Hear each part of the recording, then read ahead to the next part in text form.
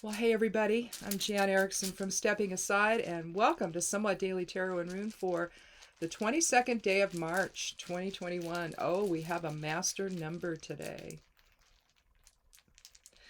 That's the Cosmic Builder. 11 is the enlightenment and illumination and the spiritual messenger. 22 is the Cosmic Builder, or profound soul level change is possible on a 22 day. And then 33 would be Christ consciousness. So looks like our rune for today is going to be Kenaz. Oh, one thing I wanted to tell you. I did the esoteric influences. They're up on the blog and also in video form. Also, the newsletter went out. So if you want to sign up for next week's, you can do that over on the blog. Over on the side panel up toward the top, it says newsletter sign up. You just put your email in there. And you get that. You get the esoteric influences and a few other things in your inbox on Sundays. I also did a post over on Medium using a bind rune to create, or rather to, what did I call it? I used a bind rune to cast intention. That's what it's called. Yeah. So that's it there. I'm going to actually probably make it into a bigger, I'll make it into one this size, and then I'll probably I'll have my husband get me something that's maybe bigger, and then you can just use it, something like that, just as a surface that is already charged to cast intention, and so it just helps that whole process anyway. If you're working a spell or doing a ritual or what have you. But anyway, look for that over there. I first published it on Medium, and then I copied and pasted it over to the blog. And so you'll find them in both places. Links to the blog and to where I am on Medium. Also the Patreon account. You can join there for, it's $1 a month, and you don't have to join each month. You don't have to do a whole year. You could just hit and miss if you wanted to do that. And then you could just, read stuff, and then, it's just there to offset blog costs and stuff like that. Let's see what today's geomancy rune is going to be. Oh, it's going to be Puella. So scattered little girl energy. Let's see if this is Puella or if it's poor. No, that's poor. Let me find Puella. I mean, I can just turn it over because they're each other's complement, but I like to get the right one. So there's Puella. So in terms of the rune Kenaz, we're talking about the torch or the light of spirit, enlightenment, creativity, invoking the will. You don't want, so if you're looking at it in conjunction in terms of invoking will with Puella, you're not going to want to scatter your energy much today.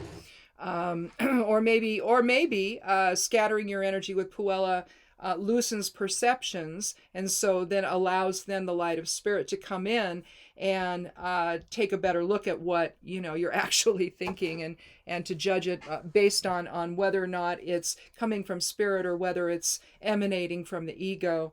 And in the time of ascension, which we're in right now, we're basically trying to keep the ego at bay and transmute it into who we truly are, which is spirit inhabiting, these forms, for a short time, in intervals and things like that. So we're really, we need to understand that, that our true state is in harmony with other people, because in source energy, in the creator, we are one.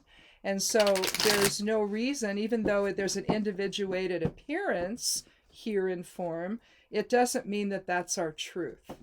And so that's why we try to, foster unity and equality and elevating society and things like that, because that's what keeps the collective consciousness in form going.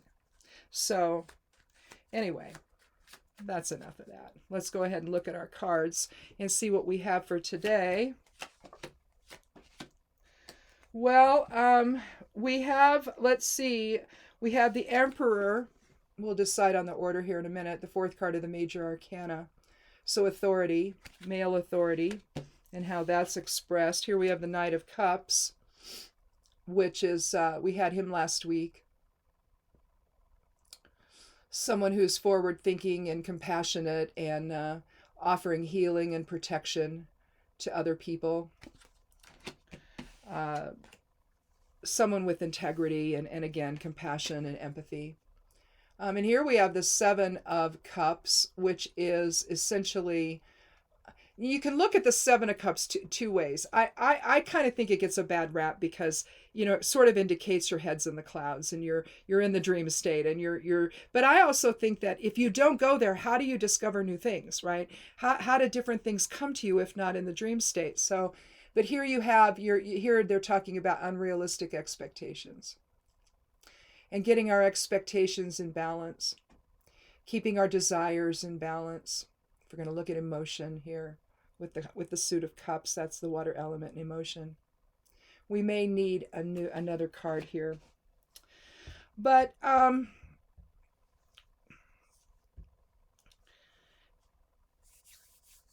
if you're looking at, I want to look up one thing. Yeah, unrealistic illusion, dreams, imagination. I think that we're going to put the Seven in between the King and the Knight, or the Emperor rather, and the Knight, because I want to see a different progression here, away from the drudgy authority and someone that's just too stuck in their own ways, maybe. That's what a Four can signify. It's just being stuck and unwilling to move out of your own perceptions and whatnot. Particularly if you're deciding, well, it doesn't really make any difference here if you're deciding the fate of others or if you're deciding your own. But here with the Emperor, he won't look you in the eye, and he's a lot of Mars energy there. You see the ram's heads, four of them on his throne. His throne is made of concrete or some kind of stone. So that suggests not moving, right? So this suggests stuck in perceptions, I would say, that seem to that are likely affecting other people, not just yourself. And it's not allowing the Kenaz to come in. But then if you do, we can say here that it comes to a little bit different balance, doesn't it? Now we can look at this as illusion. You see all the different cups and all the different things that are in there, the dreams of what's possible. But it can also mean unrealistic ideas. Now, if you want to take and look at the idea of keeping your perceptions stuck in one place and not being able to see the forest for the trees, this sort of loosens it up, doesn't it? And that takes into account the Puella energy of loosening perceptions so that the light can get in. I think we're going to draw one more card. But when the light does come in and you start to loosen your perceptions a little bit here, which we'll just call that Puella. We'll put that there. And then you can start to head off into a more compassionate, chivalrous type of a direction. She's visionary. You can see but you can see here healing's part of it because you see the winged sun. I don't have it anyplace else here in the other two cards. Maybe it will be in this fourth card we're going to pull. But you see the white horse signifying purity. And you can see how he's about to step over the creek there. And you see the emotions are winding, the river's winding. So the emotions are not really all that stable, but they're changeable. There's momentum involved. That's the same way. There's going to be momentum involved, I think, with the scattered energy. So there's a little bit of movement there. But here, once the scatteredness takes place and your perceptions shift a little bit, then you can go off and you're no longer concerned just about yourself, but you're concerned about other people as well. And that's when, you let the scattering of perception happen with both Puella and the Seven of Cups, where you allow yourself to dream new dreams, basically, and giving you new ideas and whatnot about what you might be passionate about. And then maybe you choose one of them or two of them or whatever, and you set off on your quest as the Knight of Cups. Taking that new vision that you have, because the Knight of Cups is visionary, you're taking the new vision gained from the Seven, leaving this guy behind, and you're off in a new, better direction, one that is healing and compassionate and idealistic, and brings new ideas and new concepts and new passion to whatever it is you're doing. Ideas are typically the air element, and so the suit of swords. But when you're dealing with illusion and imagination, that's also in the realm of ideas. So rare is the occasion where you see these cards being solely one element. I mean, theoretically the aces are, but even with that, you can see other things in them. So let's go ahead though and take one more card and see what we can come up with. We're doing really good on time here. This could end up being a short one today, because we're just at almost 11 minutes. So if you celebrate Ostara, that was on the weekend. Also, the spring equinox was on the weekend. So maybe you worked some magic during that time. I didn't. I was busy doing some things. My husband got his appointment for his COVID vaccine on Wednesday. They've not contacted. They're supposed to contact us. That's how they do that here in Oregon.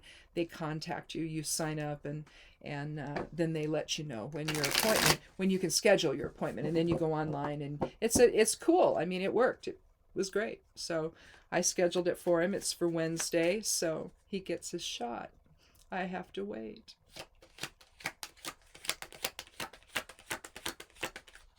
But my group is next, so I shouldn't have to wait too much longer. Yeah, here we're going to blow the lid off things. So evidently we were really, really stuck in one type of perception, asserting authority that maybe isn't right to assert. I get whenever there's like a shift in it, I just think that expression of authority with the emperor is not always the best. It's extremely rigid, and although he can be wise and everything, he doesn't always do that. He doesn't always take his cues from the empress. So here we have the Tower, though. It is the 16th card of the major arcana, so a 7 energy, just like with this. You're shifting your perception. Yes, you're doing it in the dream state, but that's okay. Again, the soul is active. It's not just when we're awake. The soul is doing its thing in the dream state. So it's working on stuff, basically.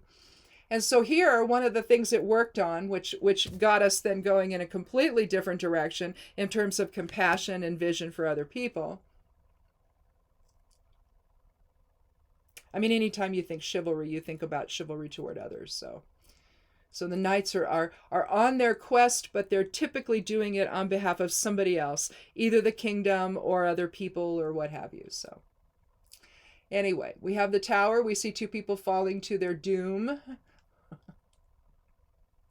Or not. Maybe there's a soft landing there. We don't know that. But we see the lightning come in and blow the lid off, blow the top off the tower. You see the flames coming out of the windows.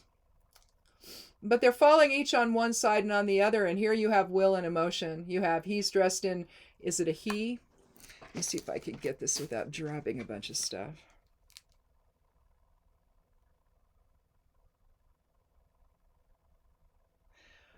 Well, it's difficult to know who is who here, but clearly one is the king. So, well, actually, it looks like the queen is wearing the red cloak there. So that's the Mars energy. That's from the emperor. That's the fire energy there. And the king looks like, I'm going to turn this upside down. Yeah, it looks like, oh, I wonder if she did it. I wonder if she's the one that blew the lid off things and said, you know what? We need a change here. So maybe after dreaming some new dreams, she decides to, and I've never looked at this card that closely before, where I'm interpreting it that way, but it looks like this is the woman and this is the man. So this is the king and this is the queen. And maybe she did something that broke open the emotions, because he's wearing blue, so is she, other than the red cloak there, the red cape. So I wonder if she's the one that was the factor, the enlightenment factor, the Kenaz factor in the whole thing. where she comes to the king and says, okay, this is how this is going to be now. I'm not happy with this rigid sense of doing things the way you want to do them. I want things to be done with more compassion and more empathy. I want us to assert ourselves in that manner instead of the way that you want to do it, where everything is rigid and controlled and nobody gets to have any opinions of their own. So here, she's dreaming, she's in the dream state, and she discovers new things.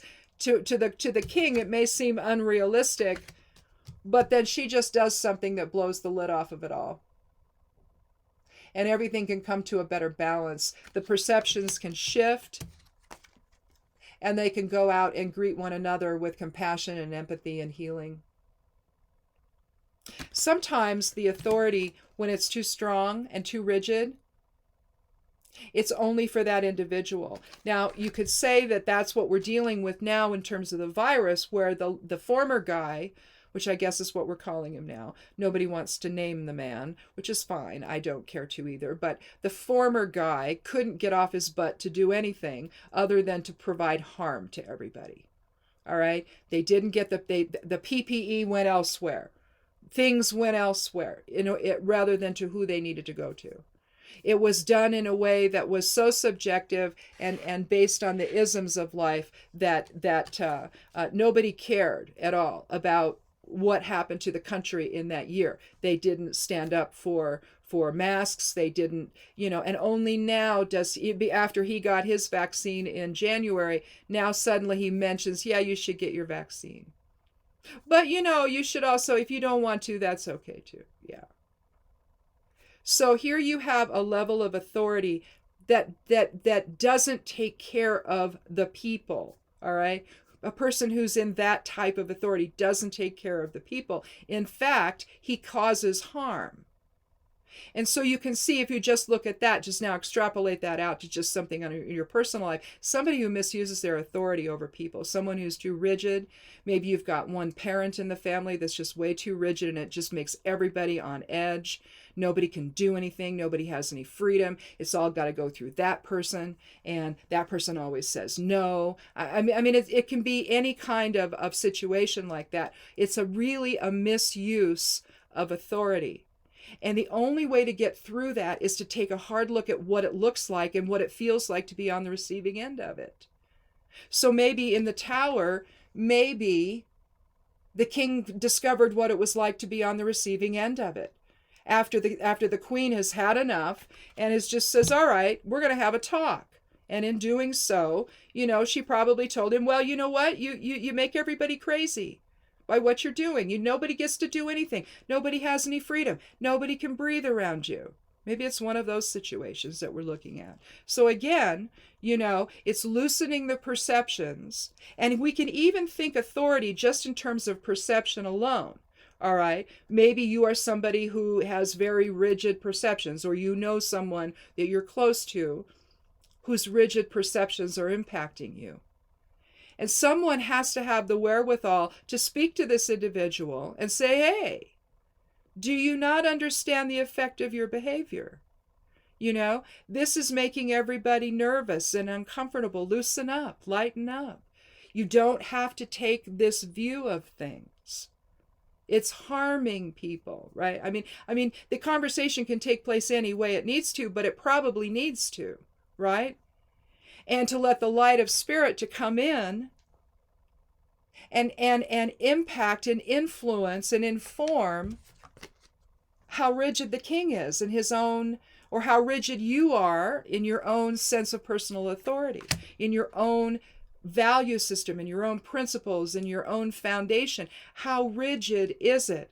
Or are you open to other ideas and other ways of experiencing things, to other emotions? Maybe you're shut off emotionally and it's not helping a relationship in your life.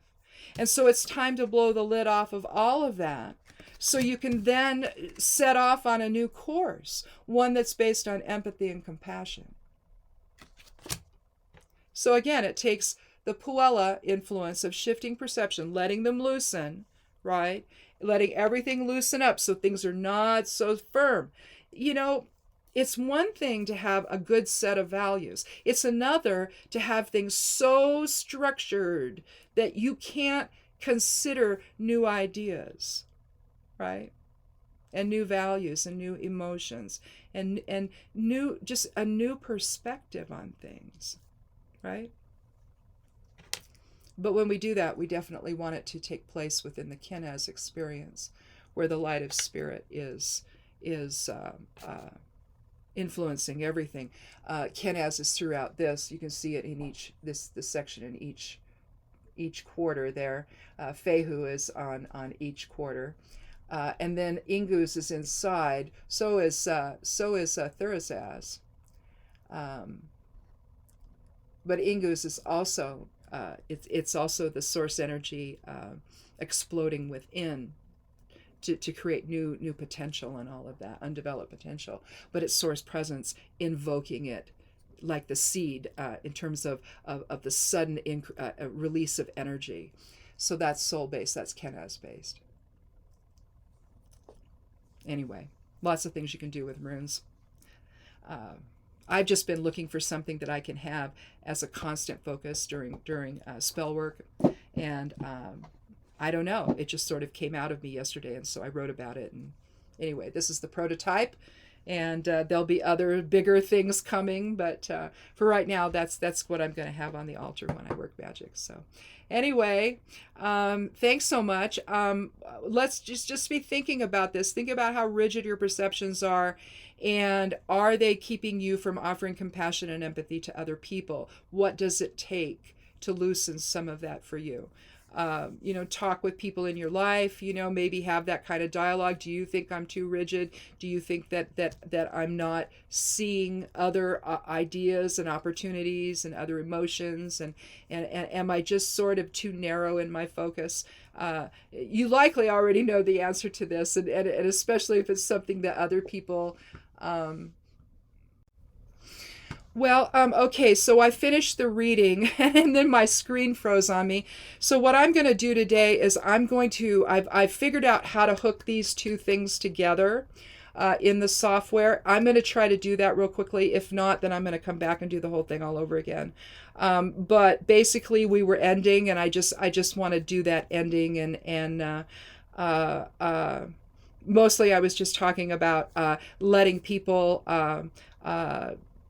help you with whether or not you're actually too rigid in your perceptions.